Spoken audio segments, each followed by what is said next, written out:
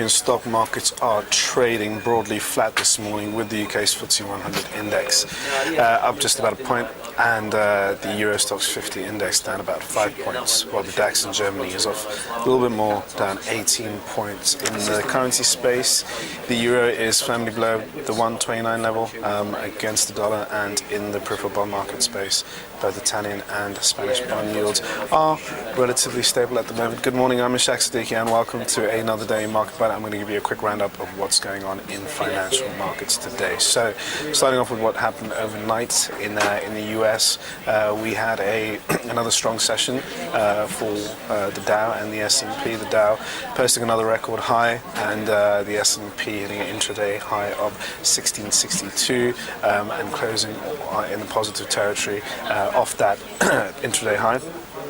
In Asia, we also had a pretty positive session that was on the back of Japanese GDP figures for the first quarter. Now, Japan's GDP numbers came in up 3.5%, which is very strong for the world's third largest economy. Obviously, showing that the new Prime Minister there, Shinzo Abe, his policies are working to kickstart the economy.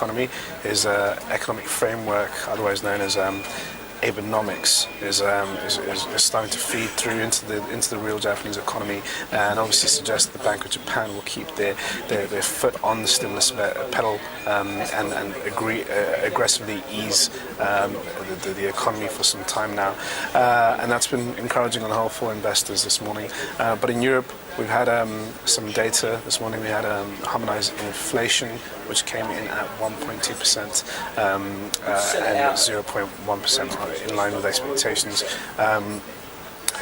And it's well below the ECB's target rate of 2%, which suggests that the ECB have enough flexibility to look at other stimulus measures, such as cutting interest rates further, negative deposit rates, or buying asset-backed securities.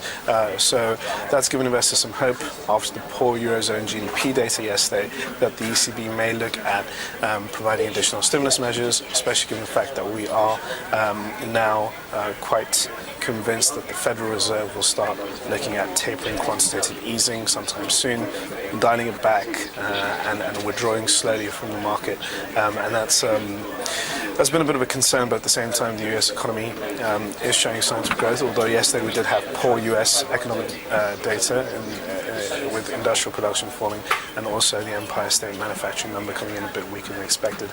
Looking ahead to the rest of the session, we have more US data out in the form of the Philadelphia Fed Index, and also weekly jobless claims. And we also have an inflation report out from the US to keep an eye on.